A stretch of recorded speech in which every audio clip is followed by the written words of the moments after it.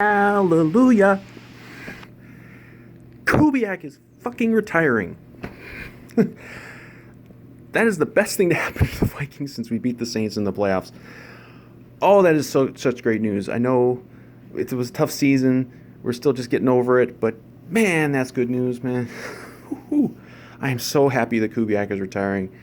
Um, I guess it's not like 100% official. Like the team hasn't announced it yet, but all the people who kind of know and the reporters who know, they're announcing that it's a done deal that he's retiring.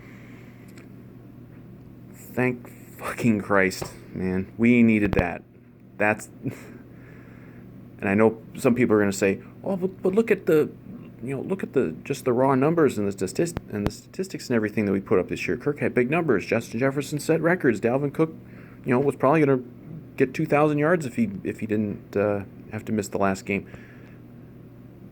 Yeah, but you watch the play calling and you watch the situational play calling, like in 2-minute drills and in short yardage situations and in key spots. I mean, we'd be in the playoffs. We'd be preparing for a playoff game with a whole lot of other guys as play callers and coordinators this past year than Kubiak.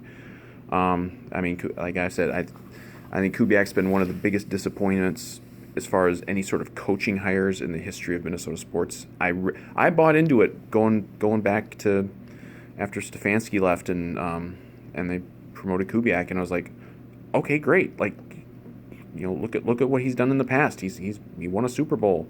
Granted, that was with a really outstanding defense leading the way, but he's got a track record. Like I believe that we were going to have an incredible offense, and in a way we did. But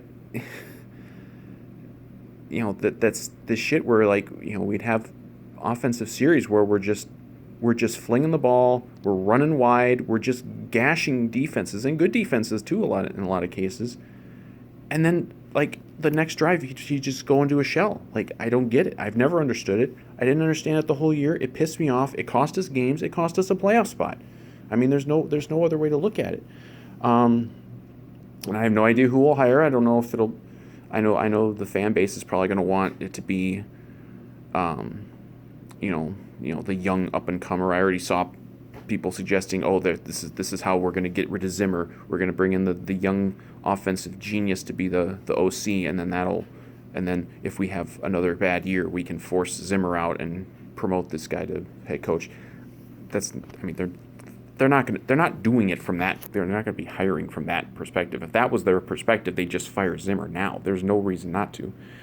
I hope that. I don't know who the hell they're going to get. I don't know if they're going to bring in someone who we know, or somebody who I don't know if they would promote from within, or if they're going to go like to college or something and pluck somebody. I mean, I would probably be okay if they brought in like a younger guy, like the next Stefanski. That'd be fine. But yeah, boy, we needed this. This is great news. We're not even 24 hours yet into the off season, but this is going to be one of the great bits of news that comes from this off season, because an upgrade at offensive coordinator. And there's no guarantee that the next guy is going to be good, but I hope it's not the next DiFilippo. Kubiak wasn't as bad as DiFilippo, but he was close at times. Because again, like, people are like, oh, it's all Zimmer's stupidity and his insistence on focusing on the run. There's nothing wrong with focusing on the run, especially when you have a Dalvin Cook or even a freaking Madison. Like, he's a good back. The issue is how you run, not that you run. And Kubiak treated Dalvin Cook like he was Jerome Bettis, like running him up the gut all the time. What the hell is the point of that? Like, people talk about the workload that Dalvin had this year. Well, part of it's not the workload; it's just the kind of carries. Like, you're bashing Dalvin Cook up the middle like he's a fullback, and he's not. And I'm we'll see who they hire. I have no idea. That could be a while before they hire somebody. Maybe it'll be somebody on a staff of a playoff team right now. I'm instantly excited for what we could maybe have going now on offense, because we have the skill position players. They're set. Like, Say what you want about Kirk Cousins. The guy is a fucking really good quarterback. Just had his, probably his best year, statistically anyway. We've got stud receivers, including, the best rookie receiver to come to the league in years. We've got one of the best running backs. We've got depth at running back. We have good tight ends. We've got it all. Like I don't know if I did this in a blog or in a video talking about there's got to be guys out there who want to be offensive coordinators, whether it's in pros or college, looking at this set of, they would look at this set of skill position players that we've got, and they got to be drooling over what they would like to be able to do with this kind of personnel. And I know the offensive line is still an issue, but and it is an issue. Like we still need to figure out guards, and we may need to figure out a left tackle. I assume that'll be Ezra Cleveland, but there are degrees to which you can work around an offensive line. There are a lot of bad offensive lines in the NFL, but I think ours hurts us as much as any. And people say, "Oh, it's because Kirk isn't a mobile quarterback."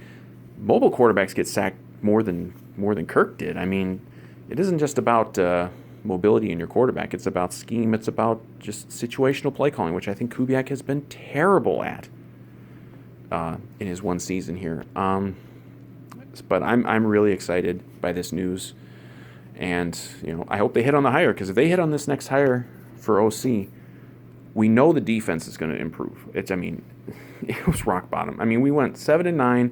We're one win from a playoff spot with the worst defense that the Vikings have had in many, many years. And we're going to be getting back to Neil Hunter and probably Anthony Barr and Kendricks and more experienced corners and maybe more depth in the secondary. And, we got other holes and stuff. We still have to, it's not like they can ignore the offensive line. They still have to do some work there to be sure. But I'm excited. This is a very exciting day. Normally the day after a 7-9 season ends and you're licking your wounds after not making the playoffs, and it's like, oh God, what, long off season. It's depressing. It's sad. It always is. But to get news like this so early on, this is fantastic. I think and it's not like personal. It's not like I hate Gary Kubiak as a human being, but I just think as an offensive coordinator and play caller this year, he really sold us short in a lot of games, in a lot of situations. And bad as this defense was this year, we could have been a playoff team with just a little better production from the offensive play calling. And I know people will say, "Oh, it's just no, it's not the offensive coordinator. It's just Kirk is a choke artist, and and it's all Zimmer." No, it is play calling. Play calling makes a huge difference. We see it every game. You'll see it in the playoffs. There are going to be moments where a play call is made, and it's just mind-boggling how stupid it is, and it's going to cost teams games. It might cost a team a Super Bowl, and there's no guarantees. It's not a guarantee that we're going to hit on the Kubiak replacement, and he's going to be the next Kevin Stefanski or the next Sean McVay or the next Josh McDaniels or whoever else. But I really think we have almost nowhere to go but up in a lot of ways, and I think we have the talent on this offense to not just be very productive. I think we were very productive this year, but we can really control games with offense. And I'm we'll see what happens. I'm kind of repeating myself at this point, but I'm excited to see what we can do with a new hire at OC. Boy, it's weird to be excited when you just finished a non-playoff year, but I'm excited. When's training camp?